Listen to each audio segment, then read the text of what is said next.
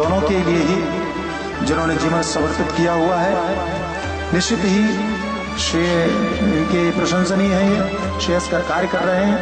ऐसे आचार्य जितेंद्र, हम उनका स्वागत करते हैं और उनसे निवेदन करते हैं कि वे अपने विचार हम सभी के मध्य रखें। आचार्य। हर हर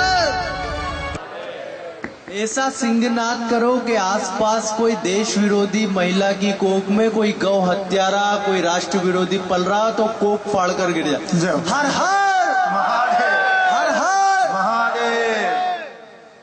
एक शेर है, उससे शुरू करता हूँ। लहमों में खता की थी, सदियों में सजा पाई है। हमारे पूर्वजों ने काफी सारी गलतियां करी, उसकी सजाएं हम भुगत रहे और आज हमें वो सजा जो गलतियां करी थी उनको ठीक करना है। हमारा देश जब अखंड भारत था तब हमारे लोगों ने कहा ब्रह्म सत्यम जगत मिथ्या, मतलब इस जगत में कुछ नहीं रहा, जो आ रहा है लूट रहा है, लूटने दो, खसोटने दो, मारने दो, पीटने दो, ईश्वर सबसे बड़ा है, वो सब ठीक कर देगा। ऐसा नहीं है, ब्रह्म भी सत्य और जगत भी सत्य। एक थप्पड़ आपको कोई मारेगा तो क्या वो लगेगा? नहीं लगेगा ना, मतलब वो सत्य है। तो इसी मिथ्या वाक्य को पकड़कर हमारे हिंदू और हमारे पूर्वज लोग चले और क्या हुआ नतीजा ये हुआ कि हमारा जो अखंड भारत था, अफगानिस्तान, कंबोडिया, ये सब भारत का एक बहुत बड़ा अंग था, ये सब टूटता बिखरता चला गया और आज हमारे हाथ में एक टुकड़ा दे दिया गया। उसे धर्म के आधार पर, वो धर्म के आधार पर दिया गया टुकड़े को भी सेकुलरिज्म बनाकर और हमसे छीन लिया गया। और आप ये मत सोचो कि 2017 में, 18 में, 20 में या 2031 में हमारे ऊपर वो नहीं होगा जो 15वीं शताब्दी में, तीसरी शताब्दी में, दूसरी शताब्दी में नहीं हुआ। आज भी वो हो रहा है इस दुनिया में। आप देखो सीरिया में, आप देखो ट्यूनिशिया में, लीबिया में, आप देखो इराक में इस्लामिक स्टेट के बंदे वही काम कर रहे हैं जो भारत में सैकड़ों साल पहले किया था। भारत की माताओं बहनों को अफगानिस्तान के बाजार में एक एक दिनार में बेचा था। लाखों लाखों महिलाओं को नग्न करके उनके साथ सामूहिक बलात्कार किए गए थे। यदि अगर आप चुप रहे इस समय भी तो वो इराक का इस्लामिक स्टेट आपके भारत में आ जाएगा, क्योंकि 1.5 लाख से ज्यादा परिवार इंटरनेट के माध्यम से इस्लामिक स्टेट से जुड़े हुए हैं। और पनवेल में कल ही 32 बांग्लादेशी पकड़ाए गए जो इस्लामिक स्टेट के लिए काम करने के लिए भारत आए थे। लाखों लाखों इस देश में धर्म विरोधी लोग, देश विरोधी लोग विदेशी ताकतों के हाथ में बिक करके इस देश को बेचना चाहते हैं। और आप तो सभी जानते हैं कि मुंबई बहुत बड़ा सेंसिटिव एरिया है। यहाँ कदम कदम, चप्पे चप्पे पर दाऊद इब्राहिम जैसे कुत्ते, हरामी, सुअर के पिल्ले के लोग यही गली गली, चप्पे चप्पे पर रहते हैं। तो ऐसे लोगों से बचने के लिए, ऐसे लोगों का अंत करने के लिए, ऐसे लोगों को इस दुनिया से नष्ट करने के लिए, ऐसी विचारधारा को जो मानवता को रहने नहीं देना चाहती, ऐसी विचारधारा को खत्म करने के लिए हमको खड़ा होना होगा। गाय कौन काटता है?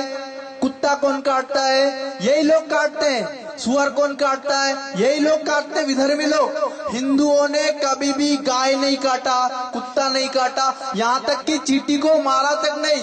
और तो और चींटी के लिए खोपरे के अंदर शक्कर रखकर गाड़ के आते थे कि चींटियों को भोजन मिले। उस धर्म को तुम मानवता सिखाओगे? ह्यूमन राइट्स की बात तुम यहाँ पर करोगे? आमिर खान बोल रहा है असहिष्णुता आ गई इस देश में, शाहरुख खान बोल रहा है इंटॉलरेंस बढ़ रहा है इस देश में। अरे बदमाश, पापी, भांड, नचनिए, गणनीय, हिंदुओं के पैसे पर पलने वाले पालतू कुत्ते, सांप, जहरीले नाग, तू हमें मानवता सिखाएगा? मानवता सिखानी है तो अफगानिस्तान में जाके तालिबान को सिखा, मानवता सिखानी है तो इस्लामिक स्टेट को सिखा, मानवता तुझको सिखानी है तो मुंब्रा में रहने वालों को सिखा। वहां नहीं सिखाएंगे। भिवंडी में गौ रक्षकों को मारने वाले विधर्मियों को नहीं सिखाएंगे। किनको सिखाएंगे? बोलेंगे संत समाज तो आदता ही हो रहा है। भगवा आतंकवाद, आतंकवाद भगवा नहीं होता। आतंकवाद का एक ही रंग है और वो आप सबको मालूम है। कौन सा है? मैं नहीं बोल रहा, कौन सा है? अरे बोलो ना, डरने की क्या बात है? कौन सा रंग है आतंकवाद का? इस्लामिक स्टेट का कौन सा रंग है? तालिबान का कौन सा रंग है? जैश-ए मोहम्मद का कौन सा रंग है? एक भी आतंकवादी संगठन बता जिसका रंग ये हो, है क्या? एक भी ऐसा संगठन बताओ जो बताता हो कि धर्मांतरण करो। हम बोलते हैं घर वापसी। किसी की माँ बहन बेटियों को आप देखो, यहूदी लोग रो रहे हैं। कल एक यहूदी महिला मुझको मिली मुंबई एयरपोर्ट पर, साध्वी जी को हम लेने गए थे, रात का 9:30-10 बज रहा था। वो यहूदी महिला से मेरा बात हुआ, वो मुझको बताने लगी, स्वामी जी मैं भागकर भारत में बचकर आई हूँ। मेरी माँ को, उसकी माँ की उम्र कुछ 55-60 बता रही थी वो, और छोटी बहन की उम्र 13 साल। बोले मेरी माँ के साथ बलात्कार किया गया सामूहिक, और तब तक बलात्कार किया गया जब तक वो मर नहीं गई। मेरी छोटी बहन को सिर्फ $2 में बेच दिया गया। $2 समझते हैं आप कितना होता है? 130-120 रुपया होता है। इतने में मात्र एक बच्ची को बेच दिया। 3 साल की बच्ची के साथ इस्लामिक स्टेट के राक्षस, पिशाच, नराधमी, क्या गालियां दूं, मुझको गाली भी देना नहीं आता इतनी। तो जितने वो बुरे काम कर रहे हैं उनके लिए कोई गाली नहीं है। वो लोग 2-2 साल की बच्चियों से शादी करके उनके साथ सेक्स कर रहे हैं, और आप अगर नहीं जागे तो ये लोग आपके घरों तक घुस जाएंगे। आप ये मत सोचो कि मिट गया मिस्र रोम सब मिट गए, कुछ खास है कि हस्ती मिटती नहीं हमारी, ये नहीं।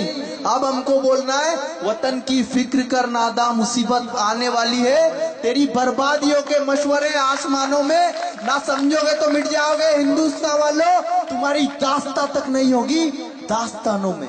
तो आप सभी लोग जागरूक हो जाइए, आप सभी लोग खड़े हो जाइए, और धर्म के प्रति हमारा धर्म क्या सिखाएगा कि माँ को माँ मान, दूसरे की बेटी को बहन मान। दुनिया में एक स्त्री को छोड़कर सब तेरी माँ और बहन बेटियां हैं, लेकिन वो क्या सिखा रहे? 4 शादियां करो, दूसरों की पत्नियों को लूट लो, दूसरों की बच्चों को छीन लो, दूसरों के धर्म का अंत कर दो, दूसरों के गाय की पूजा करने वाली गाय को काट के फेंक दो। तो बहुत सारी बातें। अब मैं क्या करता हूँ, सार पे आता हूँ। ये तो हो गई हमारी जागृति की बात। अब हमें क्या करना? हमारे धनंजय देसाई नाम के एक बहुत बड़े शूरवीर योद्धा है। उनका पुणे में पोड़ में एक बहुत बड़ा काम चलता था। महाराष्ट्र में हिंदू राष्ट्र सेना के नाम से एक बहुत बड़ा संगठन चलता था। अभी सनातन संस्था के आए थे अभय वर्तक जी। तो धनंजय देसाई जी को बिना किसी सबूत के 18 महीने से जेल के अंदर रख रखा, क्योंकि उन्होंने हिंदू राष्ट्र सेना खोली थी। और उस धनंजय देसाई जी के लिए कोई आवाज नहीं है, साइलेंट, कीप साइलेंट हो रहा है, चुप, सब चुप। तो हम संतों को एक आज कमेटी बनाते हैं, और ऐसे लोगों के लिए जैसे समीर गायकवाड़ हुए, हमारे धनंजय भाई देसाई हुए, संत आशाराम बापू हुए, हमारे साध्वी प्रज्ञा जी हुई, असीमानंद जी, इन सब के लिए हमको आवाज उठानी पड़ेगी। क्योंकि अगर हम चुप बैठ गए, हमारे आइडियोलॉजी को खत्म कर दिया गया, तो हम मिट जाएंगे। हमारे देश का पिता एक बुड्ढे खसूट आदमी को बना के बिठा दिया गया। देखो आप बुरा मत मानना, लेकिन हमारा पिता एक ही है, परम पिता परमेश्वर। अरे ये छोटा मोटा राष्ट्र तो टुकड़ा है, हमारी पूरी पृथ्वी का, पूरे ब्रह्मांड का एक ही पिता है। कौन? परम पिता परमेश्वर। तो ये बाबूजी को क्यों बना दिया हमारे माथे पर राष्ट्रपिता? और फिर भारत माता का क्या वो पति है क्या? भारत हमारी माता, और पिता कौन? वो नहीं। और 200 ये अभी 60 साल में पिता आ गया। इसके पहले के बिना पिता के अनाथ थे क्या हम? हमारा एक ही पिता है, परम पिता परमेश्वर।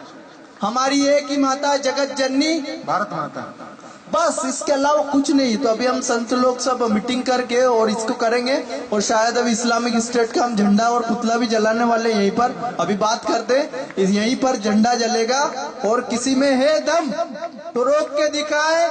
भगवा आतंकवाद नहीं है, भगवा एक विचारधारा है, भगवा एक ही धर्म है, इसके अलावा सब अधर्म है। हर हर महादेव, हर हर महादेव, भारत माता की जय। मैं बोलूंगा जय शिवाजी, आप बोलोगे जय भवानी।